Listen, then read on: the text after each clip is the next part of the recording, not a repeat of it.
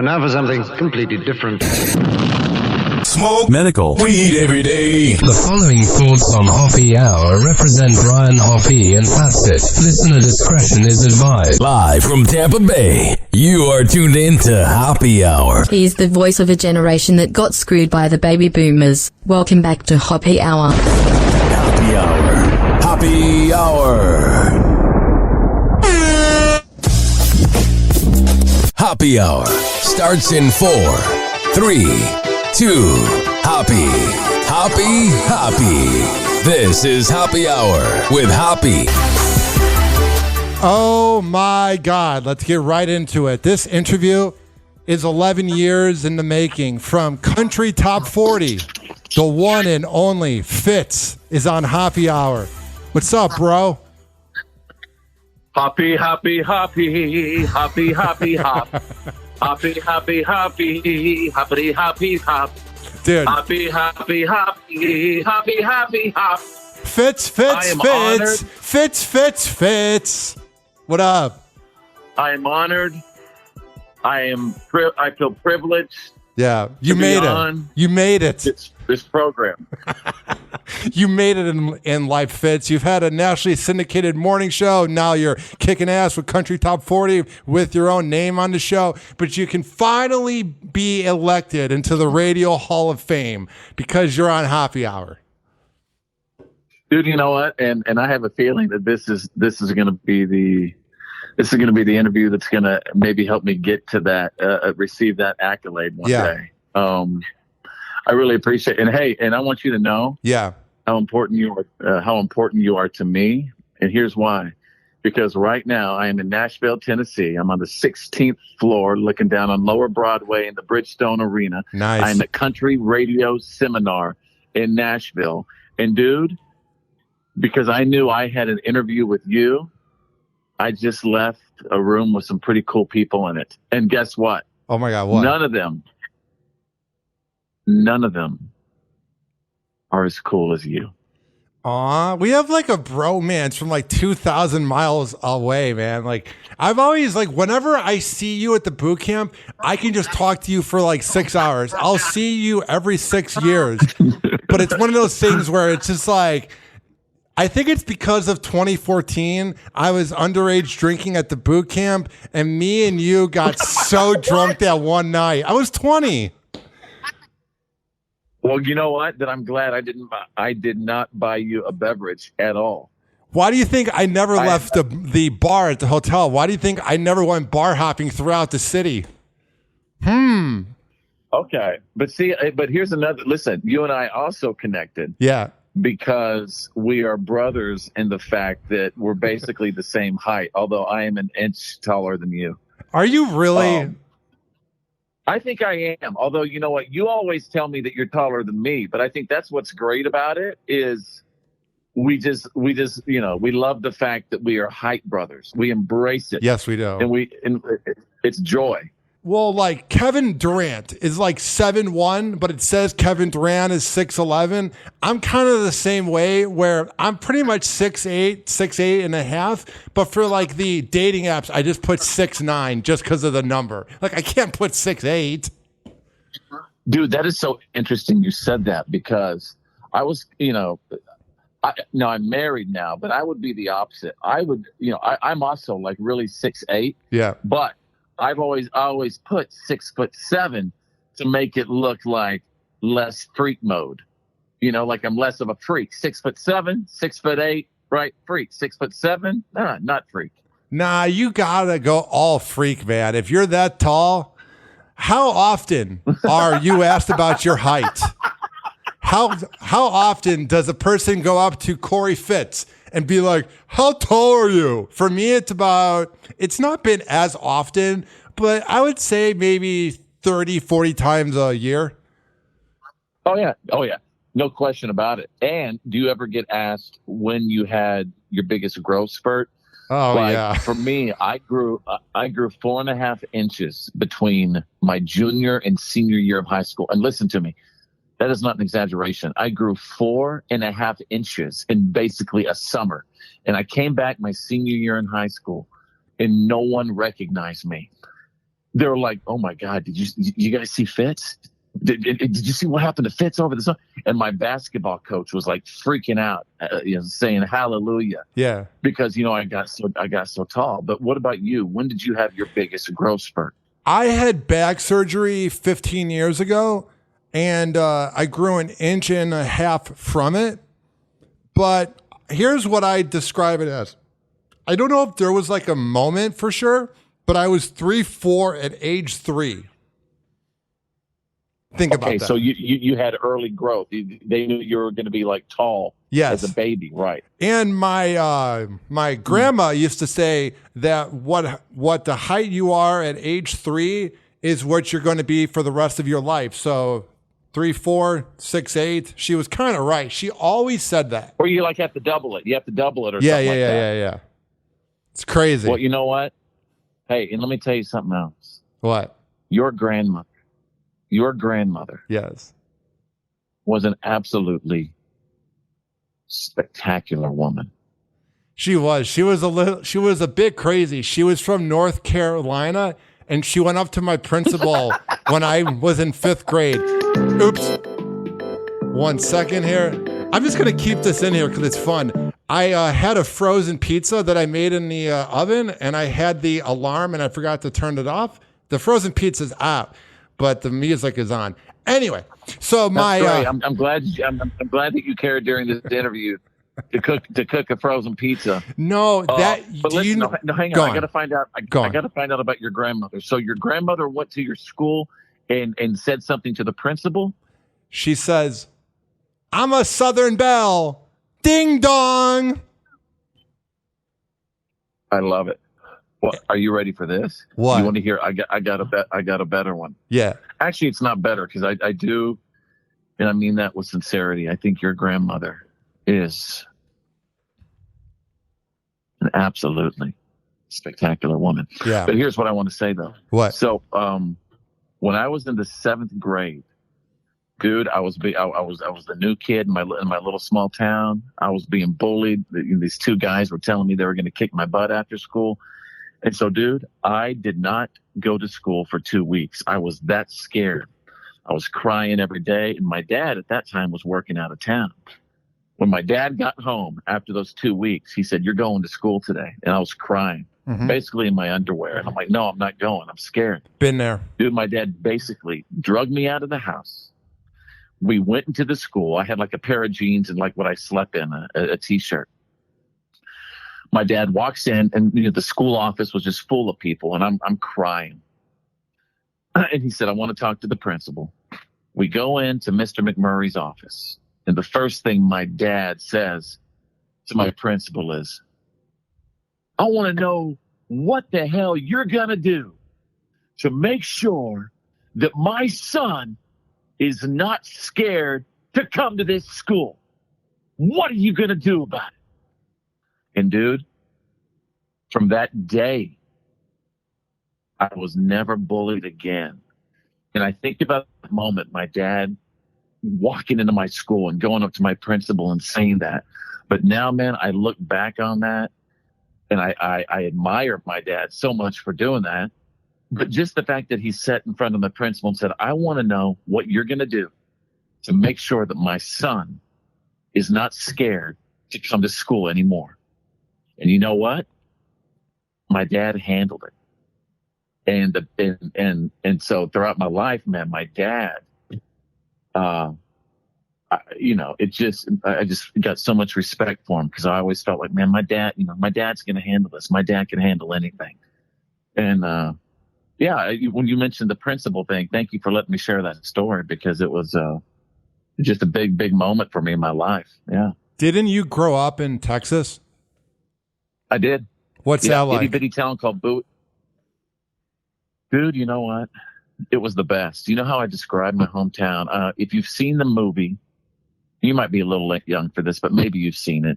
The movie with James Vanderbeek called Friday Night Lights. I've seen it, yeah. No, I'm sorry. Not Friday Night Lights. Varsity Blues is what I'm talking about. Oh, I kind of know about that. The movie Varsity Blues, the whipped cream bikini. Does that ring a bell to you? I know what the movie is. I just haven't seen it. Okay. Varsity Blues is about, small town Texas, about an itty bitty town. And if you want to know what my childhood was like, watch the movie Varsity Blues with James Vanderbeek, because, dude, we got our entertainment from driving up and down. We called it the drag, where we would circle around the Sonic, pull it back out on the drag, go down, make a circle around Walmart, come back, circle around the Sonic again. We'd park at the Sonic, stay there for a couple hours, and do it all night long. And then we'd go spotlighting for animals. And we would go to the little Allsup's convenience store. And I would buy hundreds and hundreds and hundreds of plastic forks. And on a Friday night, we called it forking. I'd say, hey, y'all want to go forking? And we would go forking yards. We'd put hundreds and hundreds and thousands of plastic forks in someone's yard that we were wanting to mess with, and that is just small town life, man. We had pasture parties. We go to my uncle's ranch, and we'd be able to, have a little fire, have a little pasture party, and we could see any vehicles or law enforcement that were, coming over the hill. We could see them from 2 miles away, right?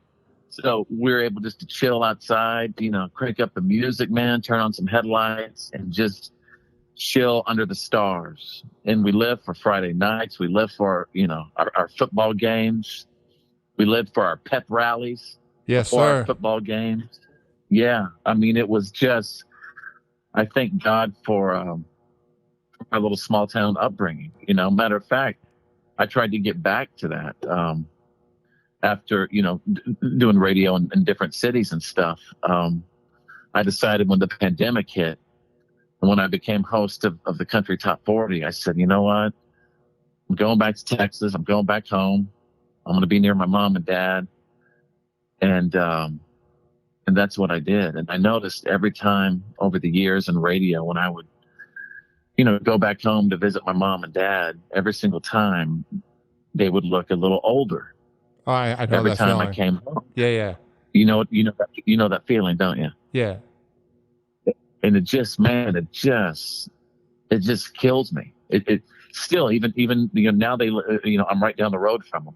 I'm 30 minutes away from my mom and dad, and I go see them a couple times a week. And it's like, man, it's like every time they get a little bit older. And so that's what I did, man. I went back to Texas. When did you go back? So you went back during COVID. Were you living in Washington prior to that? I haven't talked to you in a few years, so I know, dude. haven't been up to date with where you have lived.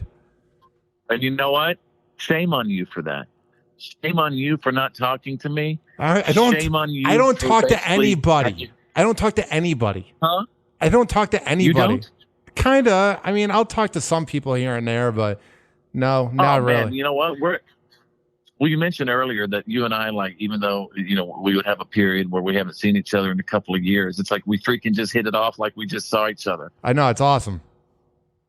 Yeah, so that's why you need to call me, I'm your boy, dude. Give me a shot whenever you want. I think, and by the way, I think I've noticed that over the years that, it is so important to stay in contact and stay engaged with with your community, the people you work with. I mean, you ever notice in life people you grew up with, whether, who were once your best friends, people that you thought your relationship, man, you guys are going to be pals forever. Yeah. Like even your best friends in your early life, some have gone away. And I realize you got to hold on to your community, the people you work with and chat with and share interests with. It's so important to keep those relationships going. Well, it's weird. There's a lot of people. So, I wasn't popular in high school, but I had friends. I was the type of dude that would sneak into the popular parties. I never got the invite. Hey, wait. Go on. Let me pause you right there. Go on. I don't see that. I don't see how you weren't freaking popular in high school. Radio molded I know me. for a fact. Yeah, go on. No, I'm just saying. I know for a fact that shit. If I was in high school, you and I would definitely hang out. Radio molded me because it taught me how to talk and that. But I wasn't. I wasn't good at sports, and it was a very sports heavy school, even though it sucked. But the other thing was I had a very complex household because we lived in a very middle class house, just one floor, 3 bedrooms, a bathroom, a living room, a kitchen. That's it. But I was surrounded Did you have by any brothers and sisters? No, it was just me. But I was surrounded by mansions later on past the 90s. In the 90s, they tore down all the houses. Like my house that my mom lives in, she's been in there since 92, and the house was built in the 50s. And when I go to the neighborhood, there's all these mansions, and then there's our house, 1252, just hanging on. It's weird. I go inside. I go in there. Right. It is bizarre. Like she hasn't really touched my bedroom, so I have like a Obama poster on the wall. I have a Scarface poster. All the books I never read are on my bed. It's weird, man. So you mentioned though, so you said, you weren't good at sports, and I assume with your height that people probably wanted you to play sports, and they're probably like, man, you got to play basketball. And so let me ask you this. Go on. It seems to me that you had interest in other things. Like you wanted to entertain. You didn't necessarily want to play sports, did you? I wanted to play, but here's the problem. If I could relive my childhood again, I would ask my mom to give me a personal trainer because I've gotten more coordinated over the years. But the problem is I just expected to just try out for the basketball team, and then the coach would teach me basketball. But I had to know the game beforehand, and I didn't really know how to play. Like I was not good at all. But I think if I would have gotten a trainer early on, here's the most 90s thing ever. My mom, for some reason, God bless her heart, she doesn't think at age, and she's listening to this. Hi, Mom. At age 6. What's up, Mama? At age 6, she has me go into a ballet class and not a basketball trainer to get me ready for sports for some reason. Because she thought the dancing and that would get me ready. And there's like a picture of me and like 25 girls, and it's the funniest thing ever. It's me at age 6, and I did ballet. And they must have just thought I was gonna like men for my life. They must have looked at me and been like, oh yeah, which is fine now, but I'm just saying, gotta think about that. It's funny.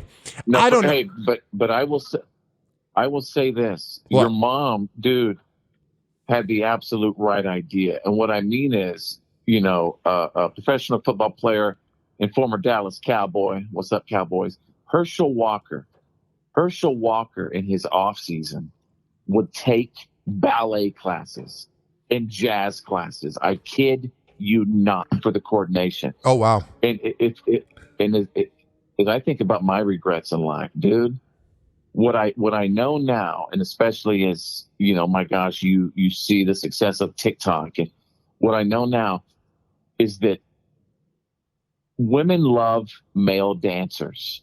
Women love a dude who knows how to dance. And one of my biggest regrets is that I did not try to take the time to learn how to freaking dance. Like my little brother, dude, I'm sure you've heard of Six Flags and the theme parks. There's one in, my little brother. Yeah, go on. Yeah. My little brother was like a star performer, dancer for Six Flags. I'm not kidding you. He's unbelievable. Dun, dun, dun, dun, dun, dun, dun, dun, dun, dun, dun, right? That song, remember? Yeah. Wait, what song? There's a song that they had in the ads, and they would air it on the radio and TV for Six Flags in Illinois, and it was that dance song from the 90s, and it'd be that old man going, dun, dun, dun, dun, dun, dun, dun, dun, dun, dun, dun. Oh, my God. Remember that? You're talking about the old man Six Flags commercial that, like, freaks people out. Yes, greatest commercial. Dude, I know exactly the commercial you're talking about. So anyway, my little brother was just an unbelievable dancer, and so that's one of my biggest regrets. Instead, I would watch my mom, who was a performer and theater arts teacher and former Miss Texas pageant lady. I would watch my mom for years give voice lessons. So after school, I'd come home about 4:30 in the afternoon. My mom would start, her first voice lesson. And I'd sit in there after about, 4 or 5, people would come in, and I'd just watch my mom, perform and teach. And, from that, I watched my mom, teach theater.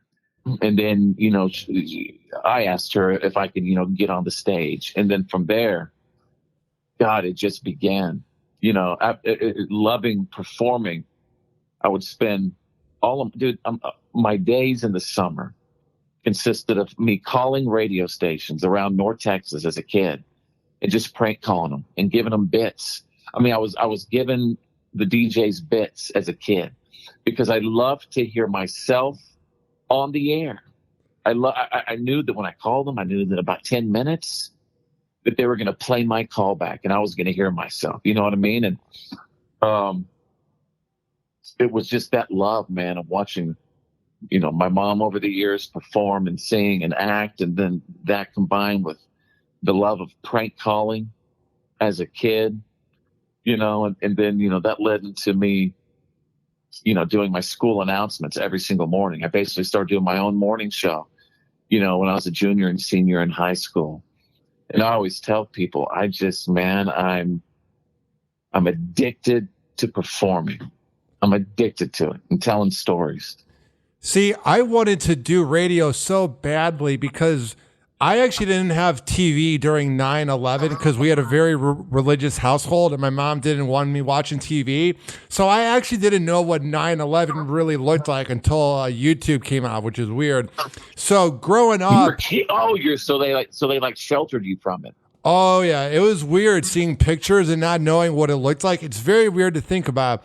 So for me, I would listen to the radio in my room, and that's what got me into it. But the thing that was different between me and you is that I would get nervous. I would call shows sometimes. There was like a sports radio show that had this bit called "Who You Crappin'?" And Mike Ditka said to the guy like 30 years ago, "Who you crappin'?" So they would have a segment every Thursday where they would have people call in and complain about Chicago sports. And then at the end, they would play the drop, "Who you crappin'?" And I tried to call one time. Yeah, it was great. I tried to call one time to rant about something about Bountygate with the Saints or whatever. And I had it all written down and it was all ready. And the screener goes to me. This is like 2011. And I couldn't get a word out. And he goes, "Sorry, bud, next time." And I remember I was like, damn it. When am I going to be able to do this? Which now makes me appreciate the fact that I'm able to do it because I was so nervous, bro. It took me probably until moving out of the house and seeing the real world is probably what helped me get good at radio. Because when you're living at home doing radio, you're being protected by your mom. But when you're out in the world dealing with when you're living on your own, dealing with sociopaths in this business, it makes you good because you have this survival mode in you. But see, my poor parents. Yeah. I would just lock my door and dude, the things, and the phone calls, and just the man that I was creating, from that bedroom. I mean, but if it wasn't for all that, I mean, I could tell you, I mean, I wouldn't be doing what I'm doing. I mean, it took all those things, the prank calls, the calling the DJs, and then discovering, listening to Bob Kingsley's Country Top 40 Countdown on the weekend. And then during the week, when I discovered my love for morning radio, is the day I discovered Kid Craddock. Yes, sir. And I always tell people, growing up in Texas, it's interesting, I listened to Kid Craddock, during the week, and Bob Kingsley on the weekend. And that's how it is in Texas. I mean, one second you're listening to George Strait, and then the next second you're listening to Jay-Z. And I'm not kidding you. I mean, that's how Texas is. You're listening to Jay-Z one second, the next second, man, you got it on George. And that's how it was for radio too. Kid Craddock during the week, and on the weekend, man, it's Bob Kingsley and the Country Top 40 Countdown. And so and then, and here's the crazy thing. Yeah. My two idols that I grew up listening to, I got to personally, compete against later in my life. Yeah, it's definitely crazy to think about that. Like, it's weird when you either meet your heroes or you go up against them, because I've had many moments like that. And there's almost this, and maybe it's just me, Fitz, there's almost this like empty feeling afterwards where you think it's going to complete your happiness, at least for me. For example, I grew up listening to Sirius XM and Opie and Anthony. So then when I got invited to sit in on a show on Opie Radio 8 years ago, I got to meet Opie. I met Baba Booey, and I was at Sirius XM. And I remember flying back to Tampa, and I did it. You know what I mean? There's a weird moment where when you do it, it's like, wow, I did it. Does that make any sense, Fitz? Times, they say to you, hey, don't meet your heroes. But there are times when you meet them where you're like, my God, it was everything I expected and more. Hey, and by the way, regarding Opie and Anthony, my God, Wild Wednesdays, right? Wild Wednesdays. Whip 'em out Wednesdays. But what a talented freaking crew when they were, you know what I mean, just really getting along and their chemistry. Oh yeah. And what I loved about Opie is that Opie had no problem.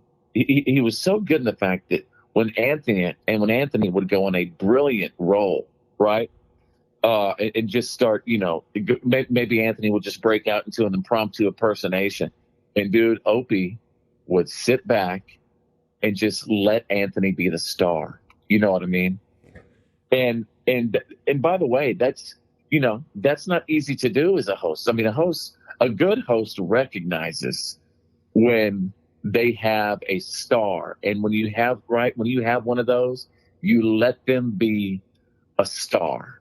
And I was wondering if you ever recognized that with Opie and Anthony. And by the way, I mean, it was just such I would try to tune in and occasionally when I could, because, me, I'm just a radio fan. Yeah. And I just thought it was just such a chill, authentic, like you're eavesdropping on a conversation sort of a show. They are the main reason I'm in radio. I listened to them when they replaced Howard in 2006. I didn't get to hear them like in the 90s because I was too young, but I listened to all of it on YouTube. And the thing about Opie that I'm a defender of him because him and Anthony had their breakup, and Opie doesn't get along with Jim Norton and some of the comedians. But that's just egos, and people don't realize that you're not always friends with the people you work with, and you don't always keep in touch with them.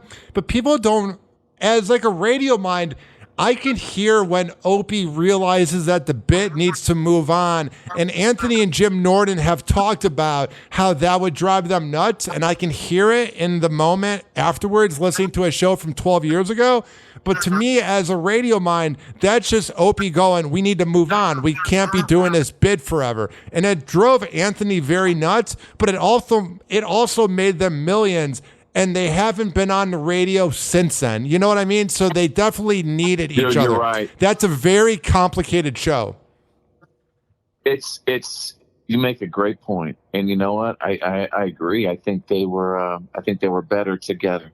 And I also think that, there has to be a driver. Yes. And that's Opie, I think, what he was trying to do. He was just trying in his way to, keep it on track. And keep it focused and probably for, people who are non-radio people getting into it, especially probably, former, stand-up comedians who don't necessarily know the formatics and stuff that hosts have to deal with in radio. They're probably just aggravated, but that's all he was trying to do is do his job. And I would tell you this, I met Opie, in Dallas. And then after that, I got to actually hang out with him a couple of times. And dude, he was the nicest guy in the world. He was so cool to me at that time. This is no Yes, I was just a 23-year-old morning guy in Dallas, right? Market 5.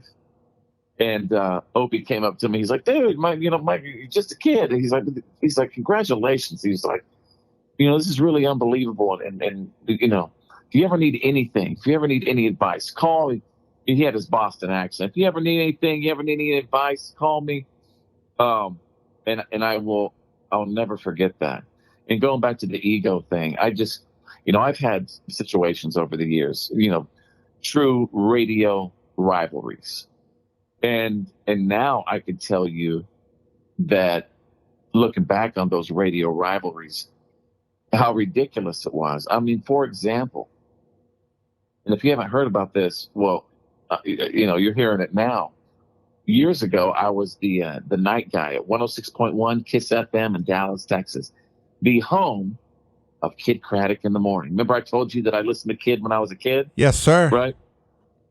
And then I ended up being the night guy at the radio station he was on, and then I got to end up competing against Kid. But it's all leading to this. So I was the night guy at Kiss FM in Dallas. I had just left KJ 103 in Oklahoma City, and this will. Well, you want to hear the backstory, or Please. you want to hear the? Tell me. Okay. I want to hear it, Fitz. So I was doing nights at KJ 103 in Oklahoma City, and it was the #1 night show across the board. Okay. Some of the biggest nighttime numbers ever in KJ 103 history. And dude, I kid you not, I'm on the air one night and the hotline rings. And I'm like, KJ 103 hotline. And I hear, Fitz? I'm like, yes. And he goes, this is Todd Shannon from 106.1 Kiss FM in Dallas. And I'm like, oh my God. I'm like, what's up? He goes, listen. He goes, do me a favor. I want you to, tape tonight's show and just send me, tonight's show. I'm like, oh my God. I'm like, you bet. So I taped that show. And when I got off the air, I went and grabbed a cup of coffee. And at 12:30 in the morning, I drove from Oklahoma City to Dallas, Texas. I pulled up to the Kiss FM studios on Douglas Avenue. I think I got there at about 4:15 in the morning. I slept till 8. At 8 a.m., I got up and I said to myself, well, certainly the program director of Kiss FM will be here by 9. So I went to Dunkin' Donuts. I got coffee. I got donuts. And I went and I sat by the door. About an hour later, I see this guy walking up that I only think is Todd Shannon from Kiss FM. And when he walks up, I go, excuse me. I go, are you Todd Shannon? He's like, yes. I said, how are you? My name's Fitz. Here's last night's show. I drove all night to personally hand deliver it to him. He said, Fitz, get up in my office. And I knew right then that I got the gig at 106.1 Kiss FM in Dallas, my dream station, the station I grew up listening to with Kid Craddock in the morning. And now I was the new night guy, which leads me to this, the ego part. So I'm at Kiss FM doing nights, and my friend Billy the Kid is doing nights at a station called Hot 100. Well, in Dallas, dude, there was a crazy night war going on. And, nighttime radio, that was it. There was no, there was no MySpace even then. There was zero social media. The social media was nighttime radio. And dude, I was very blessed. I got some, I had #1 ratings across the board. I was #1 in freaking Dallas, Texas. And it had been like one of the first times ever that a legendary urban station, K104, had been beat at night. And so I was excited. I mean, I was excited about it. And I definitely had some ego to me. So I would have my interns prank call and fill up Billy the Kid's phone lines all night long on Hot 100. And whenever my little interns, one of them's name was Niblet, I'd have Niblet just call all night long. And when Billy would pick up his phones or his phone screener, Niblet would say, FIT with a Z. Dude, this is all night long. So over time, it just drove Billy nuts. He was just trying to get a bit on the air. I was clogging his phone lines.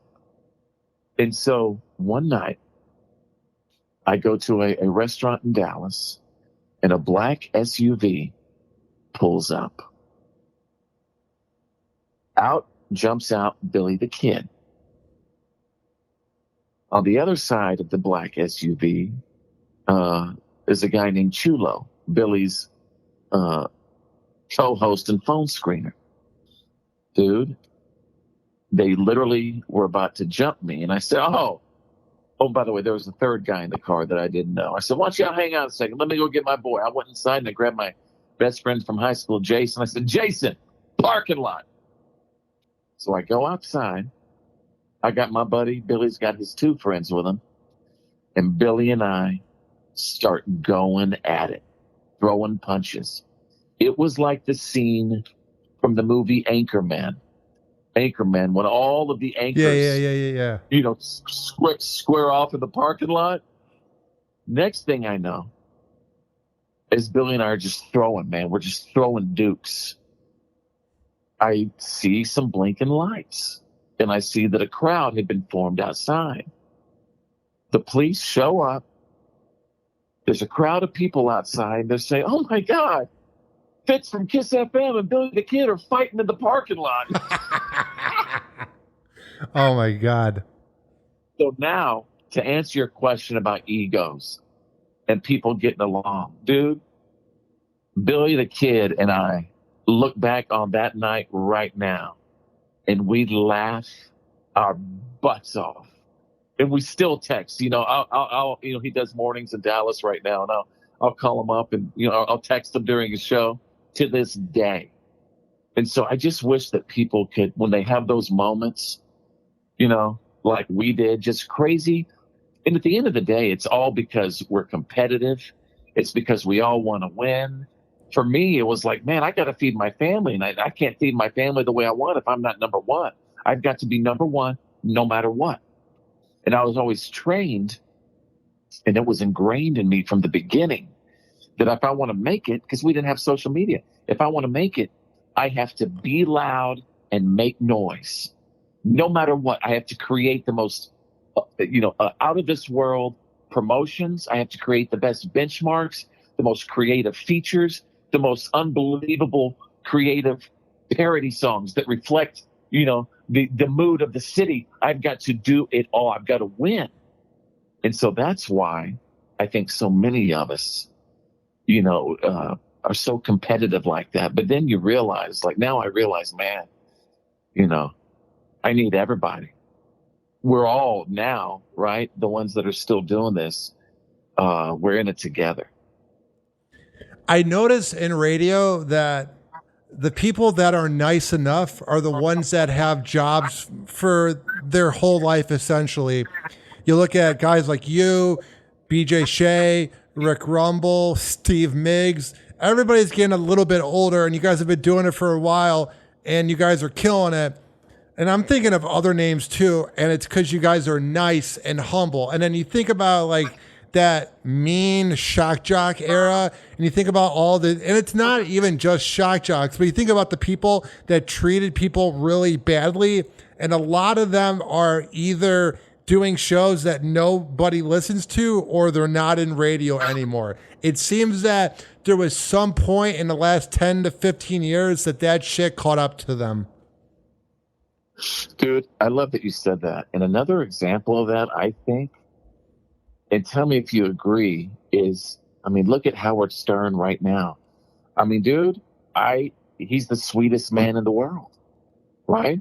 Yeah. Now, maybe back in the day, Howard was a different Howard. Maybe he was like me. Again, it was ingrained in me. If I want to succeed, I must be loud and make noise. One of my first bits, when I was 19 years old, doing a morning show at KNIN in Wichita Falls, Texas.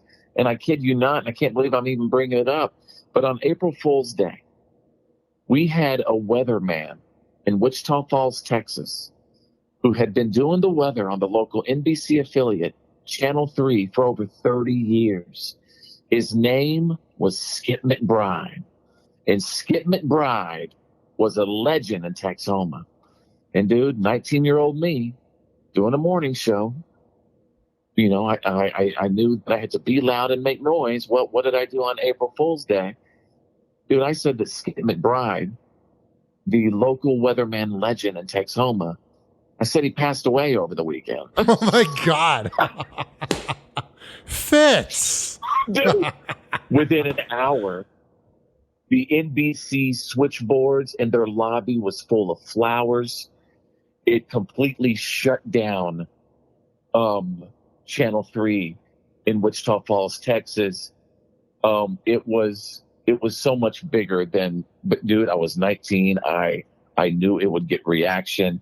And you know what? To this day, in Wichita Falls, Texas, they talk about Fitz of when he killed off Skip McBride, the weather guy.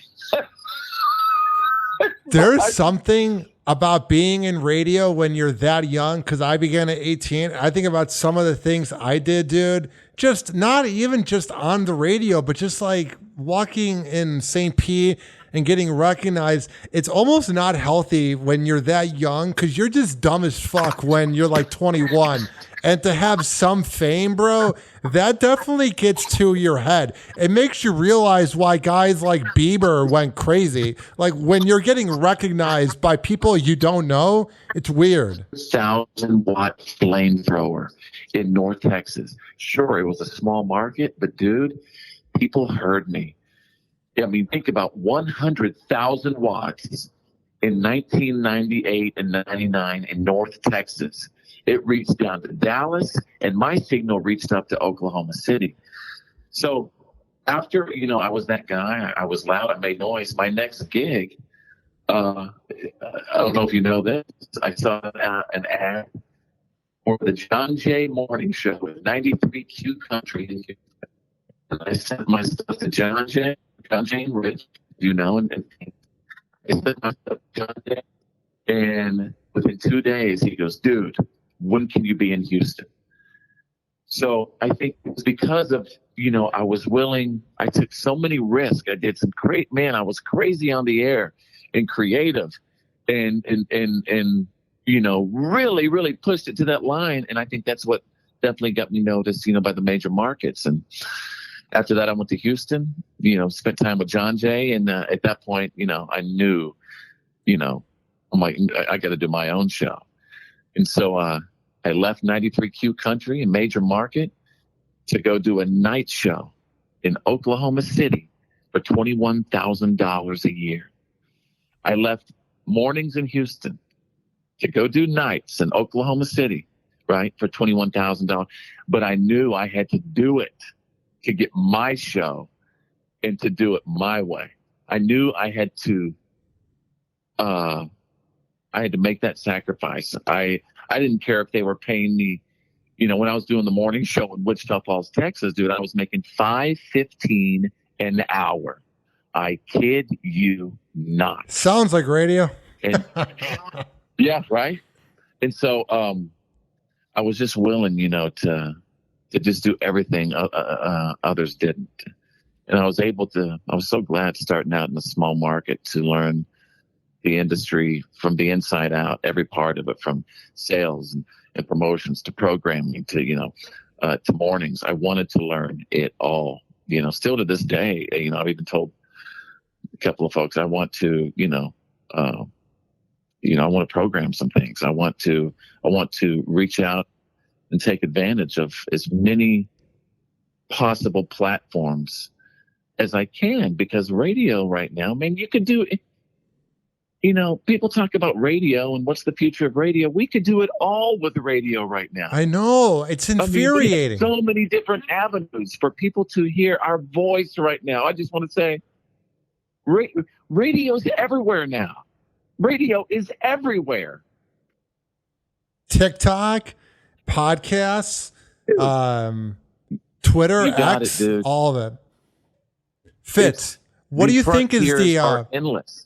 what do you think is the future of radio? I think it's going to be that it's going to turn into like TikTok, Spotify, X.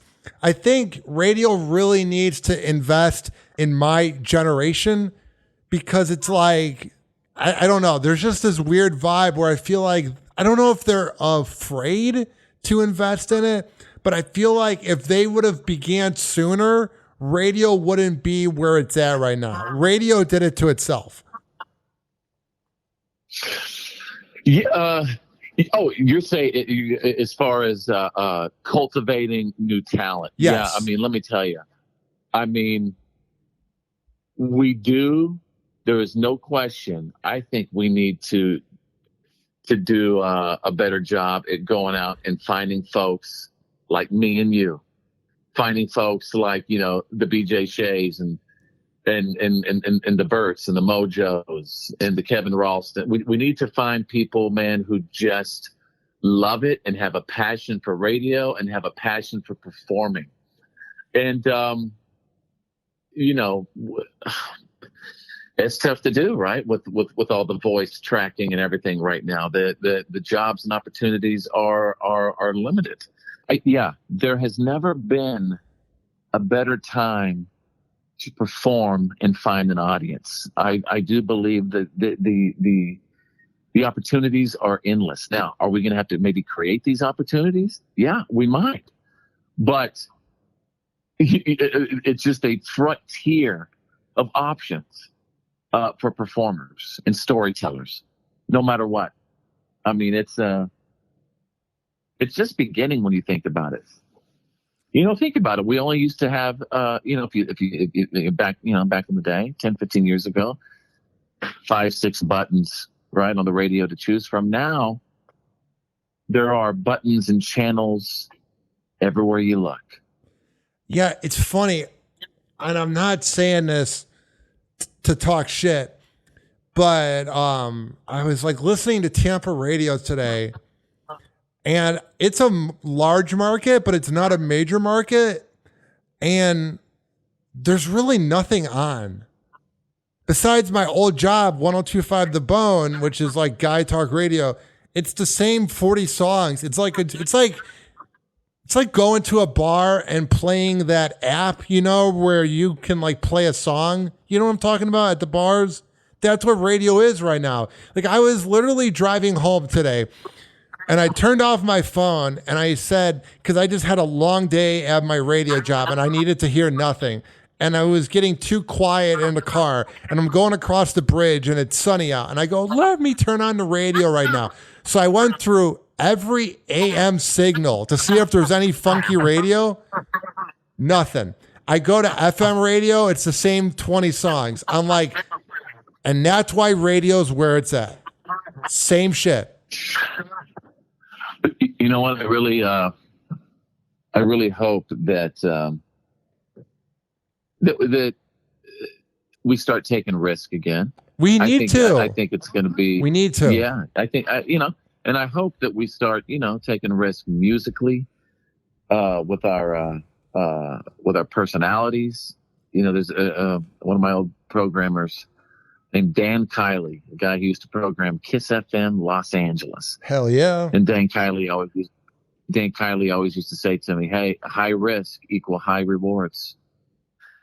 And, you know, he was a guy who would take chances. He would take chances on artists and songs and singles and album cuts and promotions. And he took, I mean, dude, a risk, you know, on me. I was a 23-year-old morning guy in Dallas. And he always said, high risk equal high reward. So I really hope that we get, you know, that we get back to that again. And we got to start. Yeah. No, go on. I was just going to bring up that we've been talking for 50 minutes. Oh, dude, how awesome is that? How long is your how long? You say you want to cut me? No, I was just. You want to cut me off? I don't want to cut you off at all. I was just bringing up. I couldn't believe it. I looked at my board and I went 50 minutes. This is like the boot Am I camp, your longest bro. podcast yet?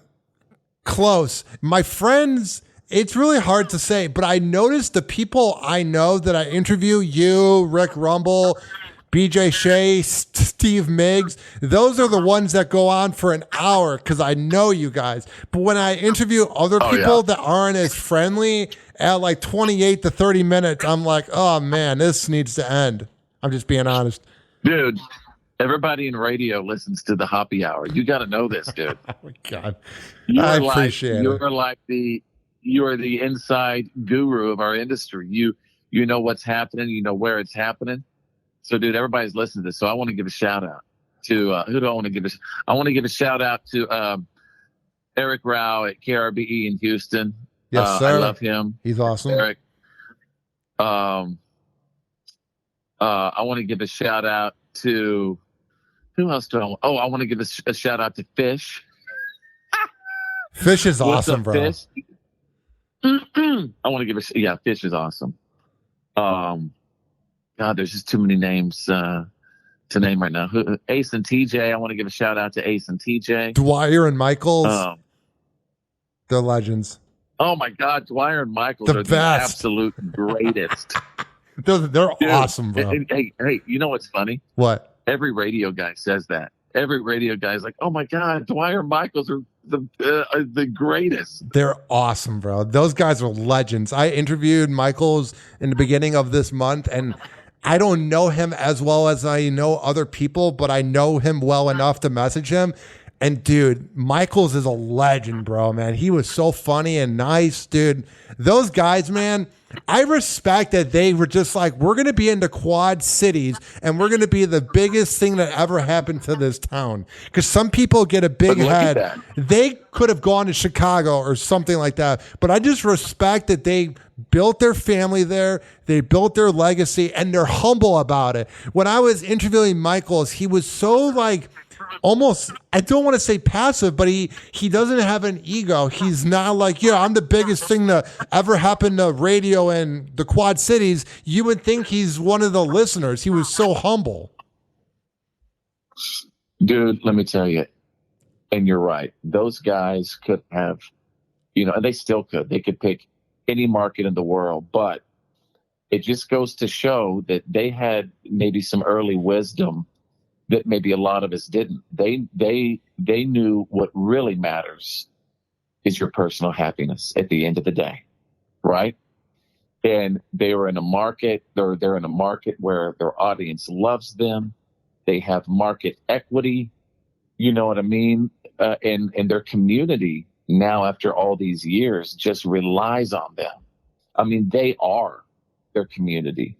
So, I mean, you're right about those guys. I mean, just naturally, like, raw, funny. Like, even when I would just watch them, my God, doing Battle of the Bits at boot camp. Oh yeah. I mean, I just love to watch them perform. Yeah, what a great show! What a great show! Are you going to the boot camp this year? So, yeah. I mean, it's in San Diego, right? I'm figuring out a way to go. I'm saving up vacation hours at my job so that I can go. I have to go. I must go. It's meant to be. Well, you have to. I think maybe we establish it right here. Maybe you launch every year at boot camp from now on. We create the Hoppe Hour. Oh, could you imagine? We literally just congregate and we have beverages and we provide philosophy and share wisdom about the industry. That's not bad. And I am friends with what's her name from Radio Fam. I'm saying that, but I can't remember the name. Maria. She's awesome. Don Anthony's awesome. Yeah. Oh yeah. I mean, that's what I'm saying. We really do need everybody right now in this industry. Yeah, I just want to see. You know what's great is? Yeah, go on. So we've been talking for an hour, and I don't even think you've asked me one question. It was just natural. I don't like the ones when I'm like asking something, and I'm actually glad that we're doing it now than if I would have done it 7 years ago, because I would have had these things written down and been like, where'd you begin in radio? Who influenced you to go into radio? Now I'm much better at communicating without having to ask things. That's what I go for, is like, I used to not listen to what the person was saying. I was thinking about what am I going to say next. And about 5 years ago, I got out of that mindset. Yeah, and that's really great. But also, though, and you know what? I really learned this particularly doing the countdown. What? Also, never be scared to ask those questions, because you're right. Like when I was doing morning radio, I would never start it with, all right, so tell me about you. Where did it all begin? But now with the countdown, and when I want to get like a particular audio nugget, right? And I want to, maybe get a factoid that somebody might not know. Now I go back to, asking the question that sir. I probably wouldn't have asked before. It's crazy. Yeah. I may have smoked some flower before this, and I'm just like taking in the moment. I'm like, man, this has been a fun interview. Oh yeah, dude. Suck up the moment. You know what I am in Nashville. I am at the Omni, and I am overlooking downtown Nashville right now, and I'm looking at the Batman building and Lower Broadway. Oh my God. It sounds amazing. Oh, dude, check it out. I mean, Nashville has grown like you would not believe. If you haven't been, If you haven't been, you need to go with me. I'm 100% down. Nashville with Fitz. That sounds amazing. Dude, it's just some of the greatest food and the culture and the environment, and everybody is friendly, and the skyline has like tripled, it seems like, in 7 or 8 years. You gotta come to Tampa. I'll go to Nashville and you gotta come to Tampa, bro. I'll show you around. Dude, you want to hear a magical story that you're gonna love? Why? My wife, Bethany, the mouth from the South, was offered middays at 93.3 FLZ. When? And she turned them down to move to Seattle, Washington with me while I did a morning show. That was a very good morning show. And now 4 babies later. Isn't that something? But I mean, my wife is such an unbelievable jock and personality. I wish you could have heard her on the air. I mean, just unbelievable on the radio. And she was a huge character on my morning show too. I called her Bethany, the mouth from the South. Fitz in the Morning is one of the greatest morning shows of all time. That team you had, man, that was a hell of a show.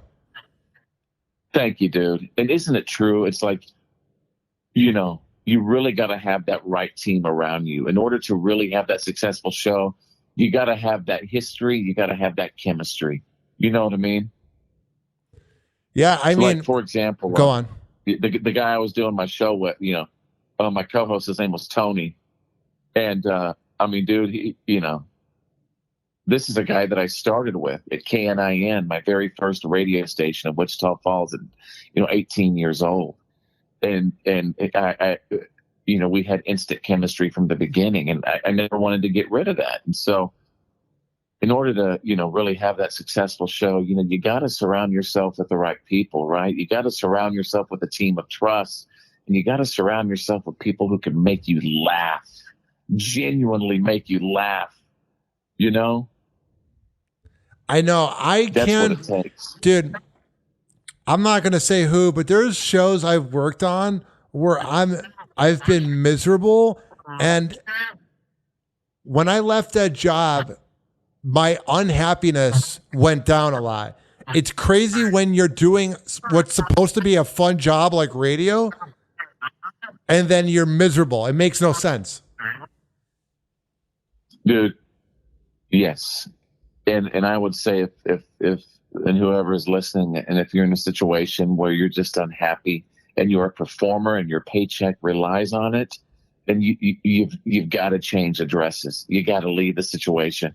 For your livelihood, you've got to leave a bad situation. That's what I did. And people got mad about me leaving a job but it was me looking out for me. And if the situation's not right and there's no future there, why be there? No point. Yeah, and I get it. Especially when money's involved and benefits are involved. It's definitely tough to walk away from a job. Yeah, I get that. But happiness is everything, man. You know what I mean? It's just not worth it to not be happy. Fitz, every time I listen to your show, you make me nothing more than happy. How can people find your show?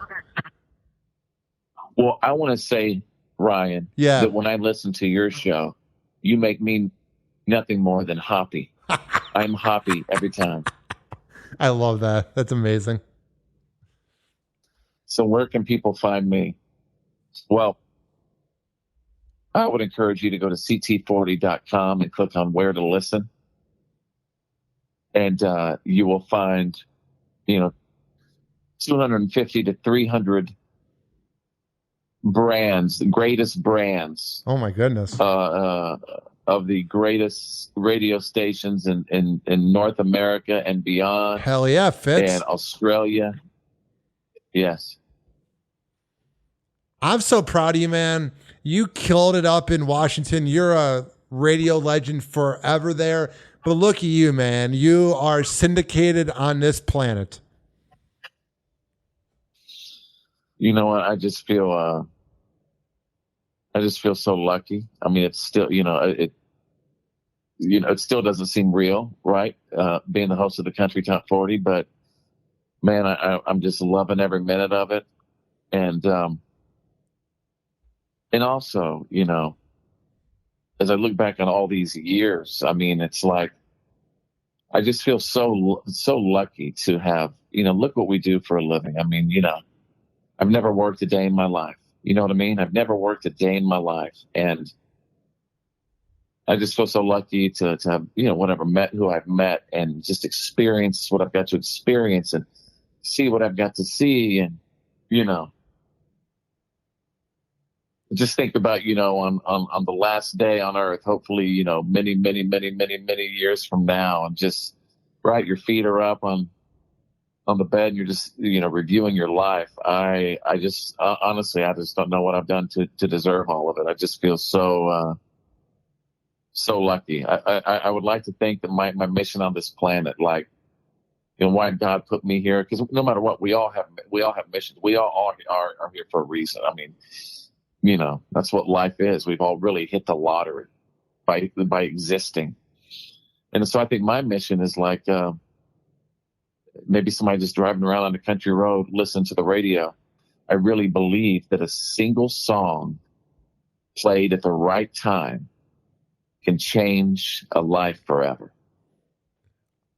I had a listener that's what I'm here for. I had a listener come by my place about 6-7 months ago, and he interviewed me about my life, and he's like 23, and he's like, I grew up listening to you on the radio. And I was like, that's weird.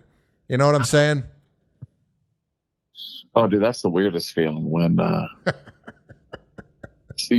somebody says, I was in elementary school, well, you meet them and they're like 25 and they're like, yeah, I was in elementary school when I listened to you. And you're like, oh my God. I know, it's awful. I'm 30 now, by the way, so I'm like mid-old.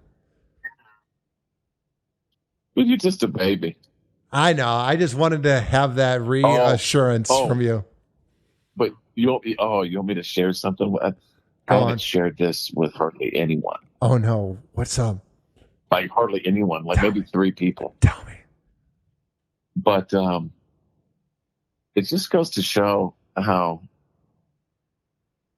well, when if somebody is going for a gig or being talked to, about a position, nobody is allowed to ask you how old you are. You know that, right? Nobody's ever. It's the law. You can't say how old are you. Yeah, they can't do that. So anyway, there was an opportunity I was having some conversations with. There was an opportunity it was a platform, and I was having some conversations with him. And it showed some interest, and so they decided to pass. And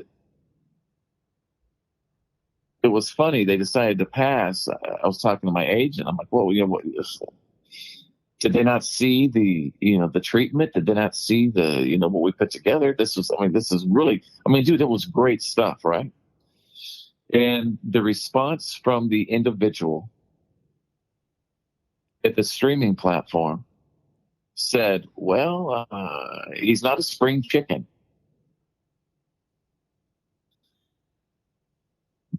Which basically they wanted a host between 20 and 25 years old. And so, even though I just turned in what I felt was just the most compelling, concept and idea. And it's like, it was the first time that somebody had ever told me, well, you don't really fit the age requirement of what we're looking for in the host of this particular show. It's crazy. And it was crazy, right? It was eye opening, but it's just reality. Dumb. Yeah, but people listen to Howard Stern, and he was born in 1950. You know what I'm saying? That was dumb of them. Fitz is a legend. You would have been there. You are better off without them. I don't care what job it is. You're the man, Fitz. They're dumb. They're dumb dumbs. Yes, sir. How do you not hire Fitz? They are big dumb dumbs. Fitz. It's Fitz. It's Fitz. Yeah. Come on now. Yeah. But with that, but you should know me. When I'm told something like that, man, it gives me the juice. You know what I mean? I really do sort of thrive on haters. I think probably thrive on being told no. Me too. And I think I thrive on competition. Me too. I love it. I love when PDs say in their suits. They've never talked on the radio, but for some reason they run radio. I love being told things by them because it just motivates me. I think if I would have had all of the success in the world at 21, 22, I don't think I would have made it to 30. I think if I would have had everything given to me at such a young age, I think I would have died, dude. I think it was better off that I grinded through my 20s and I keep it on. You know what I'm saying? I don't think it's meant to be, because you look at famous people, the big names from the 90s that had it all in the 20s, a lot of them don't have jobs now. It's about the journey, not about getting it overnight. Dude, and listen, it's all about the journey. And it's all about, I look at my life as, individual chapters. Let's review over the past chapter, and I can't wait to see what's going to happen in the next chapter. And life really is about chapters and God, just really having to have the ups and the downs in life. You know what I mean? That's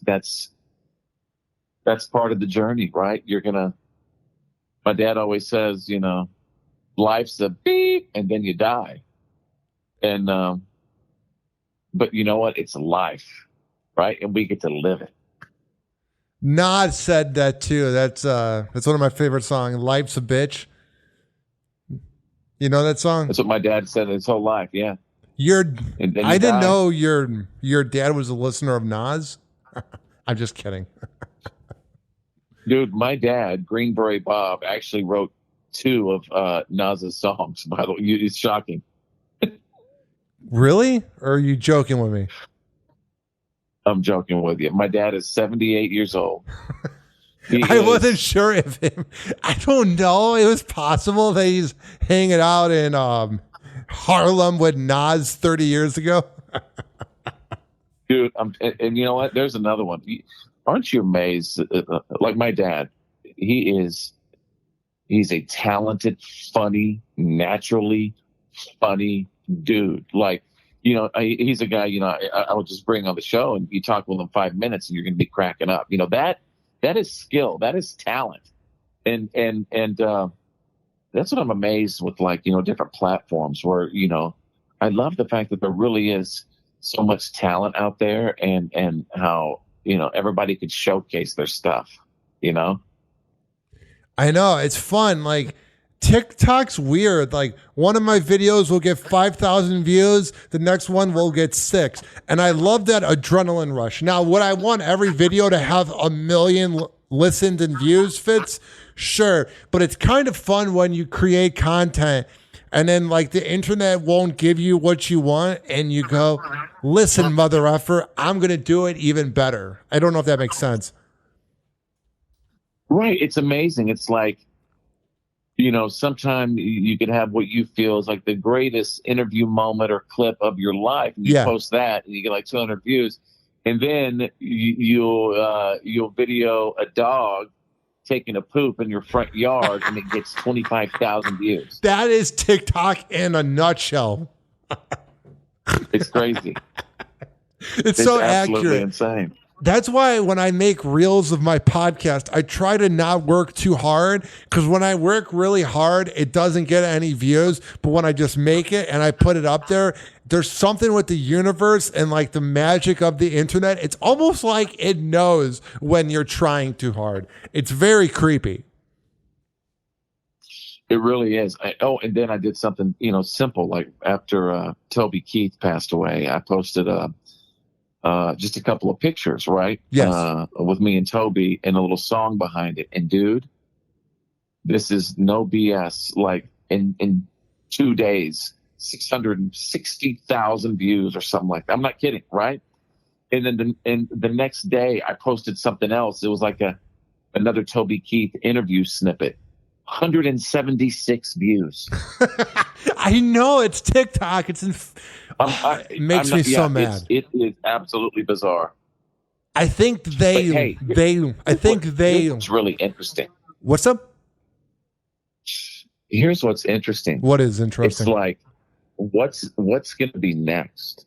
And there is always something I think about next. that. Like, what's going to be after TikTok? I think about that. Yeah. It's weird to think about. And by the way, the only permanent thing is change. Oh, for sure. So, you know, it's coming. Yeah. I mean, TikTok's been here for like 4 or 5 years, and it's beginning to get a little bit, it's not what it was like 3 years ago. It's just kind of the same thing. Everybody complaining about their lives. That's what my FYP is, my page. It's just all these millennials. And yeah, things are hard right now. But I download TikTok, I post my videos, and then I get rid of it for the day. Because I just find myself going down a negative rabbit hole if I look at people's TikToks. A lot of people are negative, bro. So here's what I do. What do you do? This is different. I reserve my TikTok for about 11:30 p.m. at night before I go to bed. And dude, my wife and I will go through all of the TikTok lives. And dude, I am shocked at the things I see on live at night on TikTok. I mean, you see it all. I right? can imagine. Do you not ever scroll through the lives? I'm usually sleeping on. I don't like the lives. I need to find the right lives. Oh, dude, just keep scrolling at night, and you will hear some of the most bizarre conversations. You will see the craziest things. I mean, you've got to check it out at night. I might do that right after the show. I might just go through TikTok, but then I'm not gonna sleep as well. It's having ADHD is the worst, bro. It's a blessing and a curse. So, what time do you you seem like you're an early bird. What time do you go to bed? 11. I have to be up at 8, which isn't too bad. But man, there's sometimes like this morning, bro. Oh, I could have just done another hour of sleep. I wouldn't have minded 1 more hour. You know that feeling? Yeah, I did morning radio for so many years, waking up at 3:23 a.m. And that was always my time, 3:23 a.m. Ugh. And And now, with CT40 and I get to sleep late, dude, I love sleep. And now I feel with technology, it's like, I've chatted and still continue to have conversations if the opportunity is right for, another morning show or, 5 days a week, right? CT40 is on the weekend. But with the technology now, I don't know why I would ever have to wake up early ever again. It's not healthy, and it's such a hard job because you're talking to people that need to be entertained, and they don't care if you're tired because everyone's tired. I hated hearing morning radio people talk about how tired I am. It goes, everyone's tired. It's 6 a.m. Right. So isn't the trick, how about you have your morning show come in at 11 a.m., knock out about, 25 killer breaks where they're awake, where they're energetic, right? Where they're in such a good mood. They've had their coffee, they've had their breakfast, they're rested. And what you do is just provide a good show. I mean, does it really matter anymore if you are a day early, a day? Look, Rogan posts a podcast and people listen to it sometimes 3 weeks later. Oh yeah, for does sure. it really matter? Does it really matter, particularly a morning show now? I wonder, do you really have to, be there at 4 a.m. anymore and do your first break at 5:05 a.m.? You know what I mean? Oh, it's the worst. Is it, if you know the feel of the city, like, doing mornings in Seattle. Even right now I'm back home in Texas, but I still, know exactly the feel, doing mornings there for so long, the feel of that city. It's going to be cloudy, cloudy and 48. It's going to be a little chill in the air. The smells, and I could still do a morning show right now for Seattle and not have to be there at all. You know what I mean? It is weird, like with the show Kevin and Bean. Bean was up in Washington and Kevin was in Los Angeles, and you couldn't tell. Same with Lex and Terry. Terry's up in Washington and Lex is in Dallas. It's weird when you hear a really good show and you don't know they're in the same room, or they're not in the same room, rather. And you just mentioned two great shows. You're right. And how cool that they had the technology back then, to even be able to make it sound like that. I think then they were using what they called the old T1 line. Yeah. Where there was a little delay, believe it or not. You couldn't tell on the radio. That's what made them good, for sure. Plus, they were probably better, being in a different room, right? Maybe they got along better that way. And it's like, do whatever it takes, right? Like if you have a successful show, do whatever it takes to make it continue to be, right? You just got to let creative people sort of have their creative space and do their thing. Yeah, there's this weird thing where radio's cool, but if you don't like who you're working with and you're hanging out with them more than, like, let's say your family, it gets toxic. If you're hanging out with somebody you don't like more than, like, let's say your wife and kids. Now, I'm single, so I don't have that, but I'm just saying that as an example. I can imagine as like a family man, if you're spending more time with a person you don't like that a program director set you up with rather than your wife and kids, that's not going to lead to success. And you gotta leave. You got to let everything on the show, in my opinion, sort of stay on the stage. Like, I feel a lot of successful shows probably don't spend a whole lot of crazy amount of time together. You know what I mean? Because the greatest show prep is living life. And I think everybody needs to go out and live their own lives, right? For so sure. They're able to talk about their own unique experiences and adventures, and then apply those stories, right, to your audience, right? And I've been in situations where I have, completely hung out with, way too much with my show. And yeah, I think you should just leave everything right on the stage until you come back and it's time to for showtime the next day. You know what I do? I record at my friend's setup. He's an EDM DJ and a nightclub DJ in Tampa, so he's got a very nice setup. And when I go to his place, I talk to him for 5 minutes, and then I go in there and I wait for our third co-host to come by. And the third co-host we just added like 2 months ago, and he'll want to talk. And I go, save it for the air. Because I notice if you talk too much beforehand, you have nothing to talk about. Save it for the air. Dude, I would always, that's hilarious. I would always say when somebody start, just throwing out some gold off the air, I'd be like, save it. And I would always ask the crew, before we came in, I'd say, listen, make sure that if you can, send me your one sheet. And I call it the one sheet. And the one sheet is, I would ask them, tell me the 3 biggest things happening in your life right now. And I'd ask them to write down those 3 things for me. The 3 biggest things happening in your life. And they would send me those 3 things every night, I just, by 9 p.m. And with those things that they would give me about their life, I would create segments or features or promotions or, from things happening in their lives. Yeah. Damn. So it's kind of cool like that. That's a good idea. I think I might take that. Tell me the 3 biggest things happening in your life right now.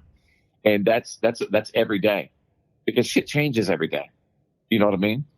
Oh, for sure. Tell me the 3 biggest things happening in your life, and it could be, I went to my daughter's recital, or, oh yeah, my son was at a football game and, got in a fight, or, I was watching something on the debate the other night and I heard, or whatever, whenever Jay-Z went on the stage and said that Beyonce should have won over Taylor Swift, it could anything, but it's 3 things from your life with your perspective, from your perspective. Damn, that's good, Fitz. That's why you've been in radio for so long. Look at you. Look at you. But listen, my young Jedi. Yes, sir. What's up? We are passing down the wisdom. We are passing it down. And you really get to learn these tricks, over the years, right? It just sticks with you. You know what I mean? It just sticks with you. I will remember this interview for the rest of my life. I hope that you tag every single show that we mentioned. Yeah. And I hope that you let them all know that nothing can beat this edition of Hoppe Hour. Ever. Can you do me a quick favor? Absolutely not. On social media, can you just share it? Nothing makes me more mad than when I interview somebody and they don't share it. It's that's all I ask. Just say, hey, I was on this show, retweet it, whatever. That's all I ask. But what if my mom hears some of the F-bombs that you said? You said some naughty words. I cleaned it up at the end when I said mother effer. I don't know if you noticed that, because I kind of caught you said I picked up that you are clean because you said life's a bee and then you die. And I was like, oh, I forgot. Fitz is a little clean. What? You're a dirty dog, though. Fitz on the air and Fitz at the boot camp when there's 9 beers.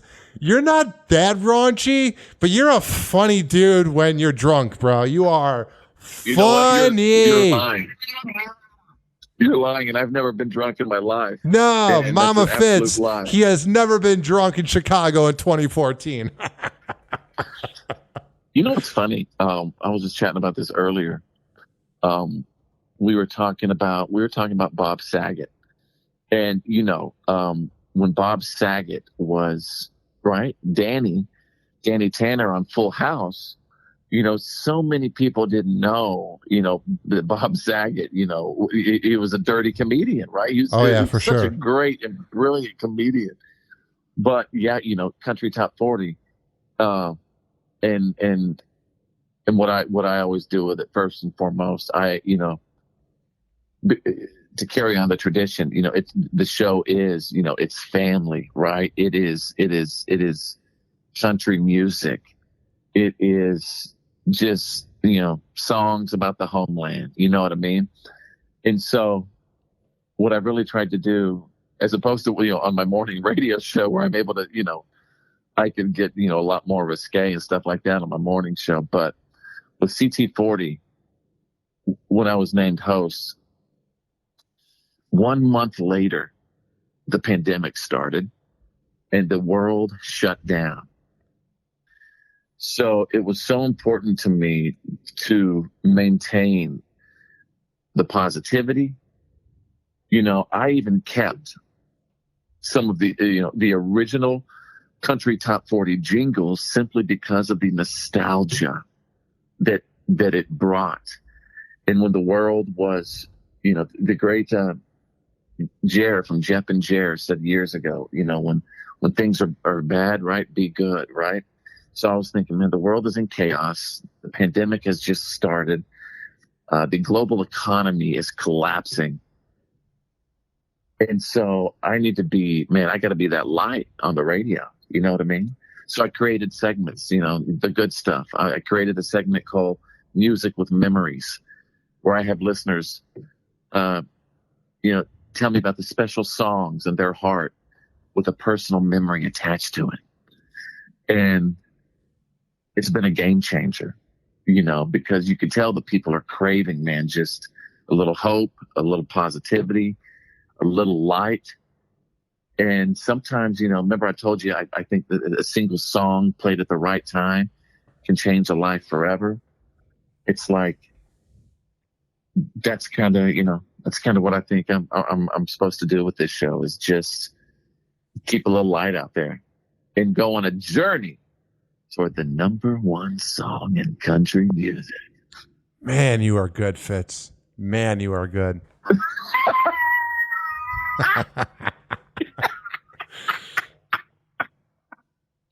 Dude, I wish you were here in Nashville chilling with me. I will see you at the boot camp. I'm going to figure out a way to get there. Well, if there's an issue, we'll get you there. Let me know, let us know if there's an issue. You're going to boot camp. Just count on it. Either way, we'll get you there. All right. Sounds like a plan. I love that. Yeah. I love this. Is great because this was my goal. My goal was to get you so exhausted and drained that you would be the one to say, crap, Fitz, I got to go, dude. I mean, what's your problem? But no, tell me more. Because, dude, I'm gonna break the record. Give me a question. This might have been the record. Dude, I want the record. No, I think this was the record. It's just funny. My Mountain Dew at 7 p.m. was really hitting me hard, and I was singing your name, going Fitz, Fitz, Fitz, and now I'm all drowsy, like Fitz, Fitz, Fitz. Well, all right. Ask me a couple more questions. Boxers or briefs? All right. So, I love that you asked that because, well, you know what? I'm going to tell you two things. And by the way, which goes back to a conversation you and I were having before. Remember you said, the old me didn't want to ask those questions. Yeah. Right. But sometimes don't you agree that those questions are still fascinating? Oh, for sure. Because they're fascinating questions, like boxers or briefs. It's a classic question because it's a classic question. So why not ask it? I never thought about it that way. Right? So anyway, to answer your question about, I wear boxer briefs, and let me tell you, I have the most comfortable underwear that you will ever experience in your life. And when we get done with this, I want you to Google Mack Weldon. Mack Weldon. Weldon. I'm gonna look it up. Which also happened to be the name of my junior high band. Oh my God. Synchronicity right there. No, I'm kidding. I'm kidding about that. But the name of the underwear. You're being serious. The name of the underwear is Mack Weldon. And dude, I'm not kidding you. You will never go back to another pair of underwear in your life. Secondly, you're a tall guy like me. You have got to get, it's called the perfect jean. Have you heard about these on Instagram? No, what is it? Okay, dude, it is the only pair of jeans that have ever fit me. And if I wanted to stretch, do squats, do leaps, and bound across the parking lot, dude, Google Mack Weldon for your underwear, and then Google the perfect jean for your jeans. And that is where you as a tall guy need to get your pants from now on. The perfect jean, and then Mack Weldon. I'm going to have to check that out. That's what makes us so close, is that we both know what it's like to be so tall. We know the struggle, you know? And we know the struggle. We know what it's like when people go, "How tall are you? How tall are you?" I know it. You know what though? I always, you got to embrace it. I'm working on I that. used to back in the day, like with an artist or whatever, I'd always say, "Hey, for a picture, I'd say, hey, you want me to squat? You want me to squat?" Or I'd squat, Now, I refuse to squat. I've had a couple of, big country artists. They, "Hey, man, would you squat?" No, I refuse to squat. I love that. You got to command the room, Fitz. You got to command the room. And that's what I love about Taylor Swift, too. She's so tall, and she walks with such beautiful confidence, and she owns it, and she owns her height. How tall is tall she? Person. Dude, she has got to be. Now, last time I saw her, she, I know she had heels on and everything, but she was definitely over 6 foot with her heels on. No way. So I'd say she's definitely 5'9", 5'10". That's pretty tall for a girl. Pretty tall. Pretty tall. Way to go, Travis. Yeah, I think they're going to break up soon. I'm not trying to be a negative Nancy, especially to you speaking to that audience. How dare you put that on them? How dare you curse them like that? How dare you? I have opinions about that, but I know who I'm talking to, and I know the audience of who I'm talking to, and I'm just going to say it like this. They're totally going to live forever and ever. There is an audience that you don't want to mess with, and that is Swifties. The Swifties. It used to be the beehive of Beyonce. No more. Beyonce's beehive is quiet. They're nothing compared to those Swifties. Well, not after Beyonce's new song. Have you heard Texas Hold'em? I've been meaning to listen to it. There's just so much to listen to, but I am going to listen to that because I need to listen to it because I love Beyonce. It's so good. I'm going to check it out. I mean, you know what? She's from Houston. Hell yeah. She's a Texan. She could, I just think talent is talent. You know what I mean? Oh yeah, she's great. She was in a girl band 25 years ago. They were great. Destiny's Child. I just lost my breath. Wait. I just lost my breath. I love that you call Destiny's Child a girl band. What am I going to say? A boy band? It's like when they say, right. when they say like firewoman and that, because you're not supposed to call a fireman that's like a girl. It's all so confusing. It's all confusing. Although when it comes to male and female actors, it's no longer actors and actresses. It's just, I'm an actor. That's fine. I say it, in this life, if you need to identify as whatever you need to identify as, do it. I'm a heterosexual man that loves women. Oh, do I love women? And that's why I identify as. I'm not a cis man or whatever the new word is. I am heterosexual and I love women. Can I quote you on that? Yes, I am a heterosexual man and I love women. That should be a t-shirt. It's a t-shirt. Can I make that t-shirt for you for boot camp? Please, I would be honored to wear that. Would be honored. I will wear that in front of everybody. I will go to the fanciest place with everybody from the boot camp and they're all dressed up and I will just wear that shirt and jeans. So what happened to you and your girlfriend? Fitz, you ever date a listener?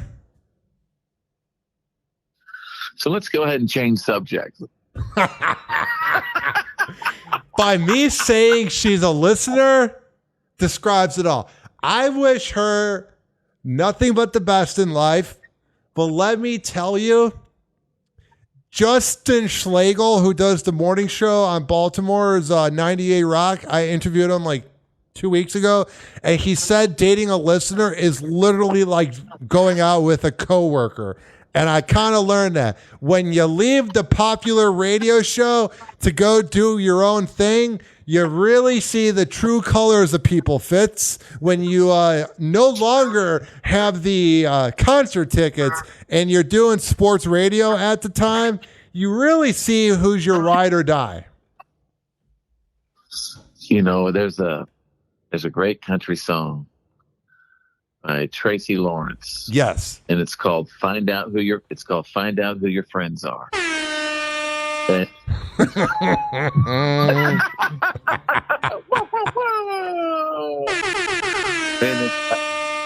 yeah.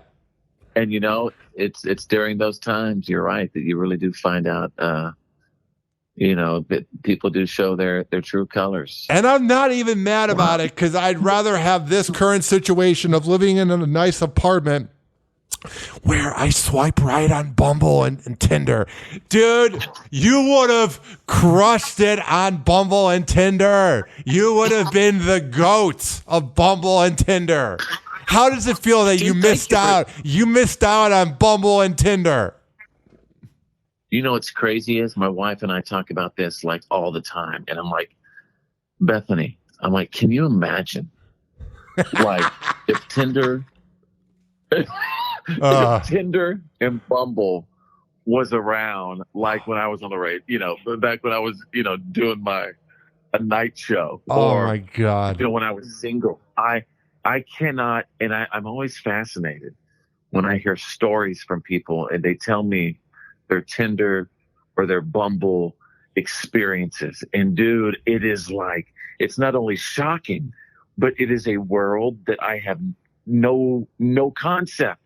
You're like, lucky. what is it like? Do you literally just get to, do you take your pick? Do you scroll through? You know what I do? Whenever I swipe right on everybody. People go, that's weird. And girls find that offensive, but it's a circus. You never know who you're going to match with. If you only match on what you're into and you don't get any matches, then your ego is hurt.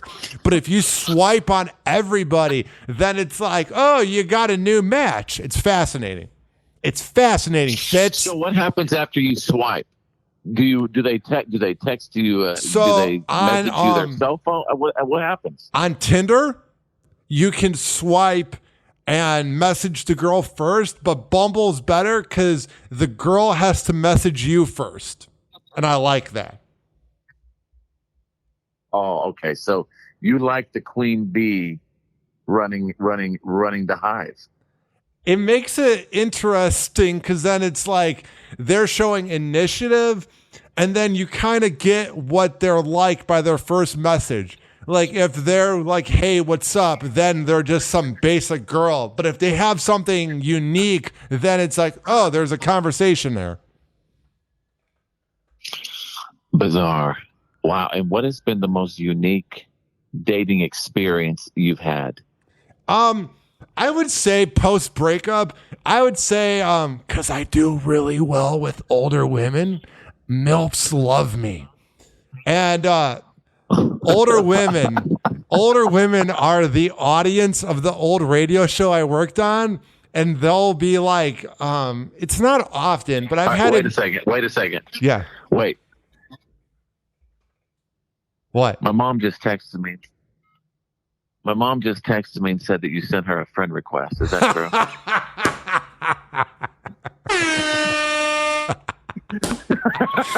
Dude. Nothing like when they go, "Are you Hoppe from the radio?" And the old me 7 years ago went, "Oh, that's awesome." The new me goes, run from that. That's fun to have fun with, but a listener, I totally get why rappers don't want to marry their fans. Growing up, I was like, oh yeah, it'd be awesome to have fans. And then when you get fans, it's a weird concept, my friend. You know what's really...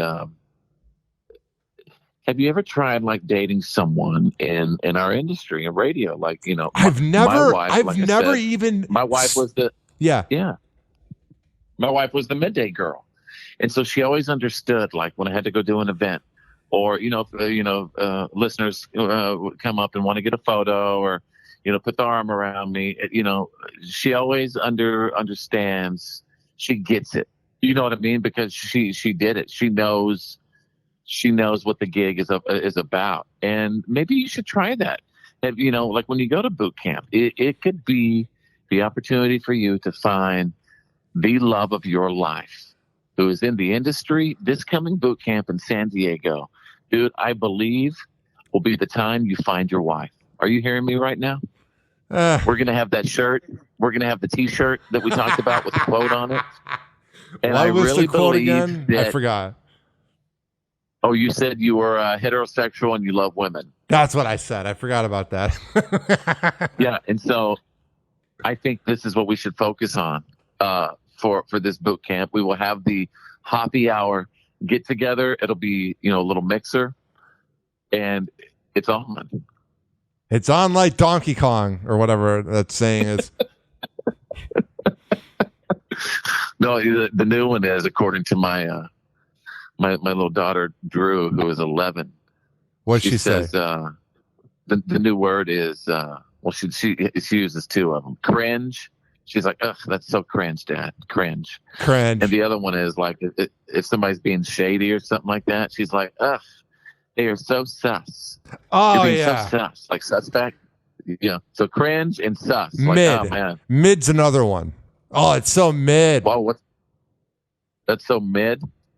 Yeah, like if you're talking about like food being average, or maybe somebody's like appearance, it's so mid. They're so mid. Oh, it's so mid.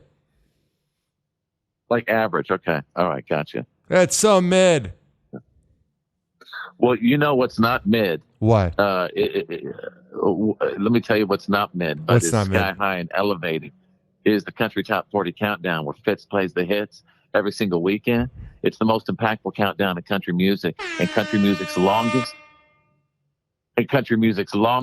running countdown show. All right, and we go on a journey to number one every single weekend. All right, and hey, let me tell you one. I'll tell you one more thing. What? We won't stop. Yeah. We won't stop till we get to the top. Hell yeah. You're a legend, Fitz. I'll tell you one more thing. Hey, what? One more thing about the countdown. One more thing. What? We go on a run. We go on a run to number one. Dude. Give me the air horn.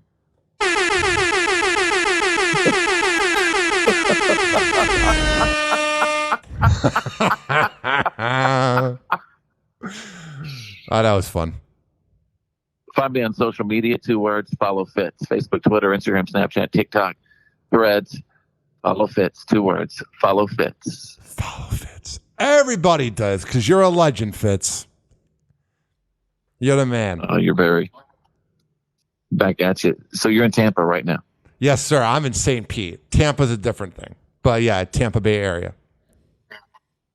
All right. 93.3 FLZ. Yes, sir.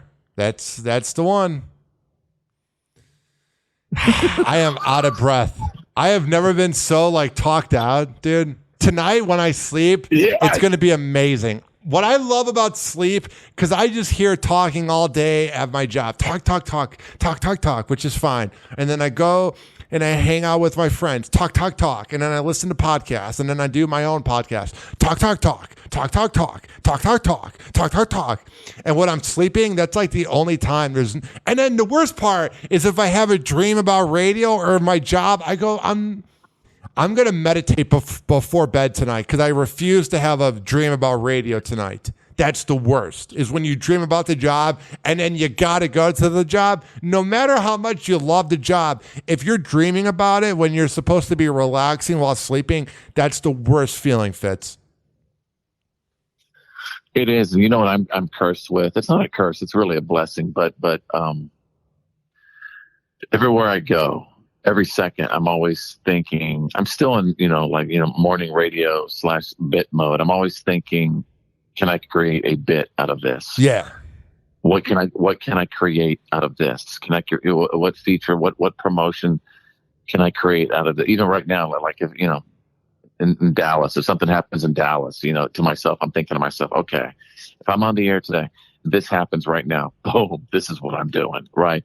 Literally, I execute like a morning show in my head every single day. Me too. So I'm literally, I'm constantly just, creating features and segments and, ideas for streaming platforms and, you name it. I do think radio needs to invest in talent because look, they took their chance on a 19-year-old Fitz who blew up radio in Texas, and look where you are now. Look at you, Fitz. Thank you for that. I agree with you. You're a legend. I am so talked out, though. All right, and can I end with a special song? Yeah, what's the song? Can I sing a song for you? Please sing it. All right, and I will close with this. Hey, where do we go? Days when the race came out in the hollow, playing a new game, laughing and a running, hey, skipping and a jumping in the misty morning fog with it. Our hearts are thumping, you, my brown-eyed girl. You, my brown-eyed girl. Thank you. That was beautiful, Fitz. Hoppe Hour. Hoppe Hour. And like that, he's gone. Hoppe Hour is now over.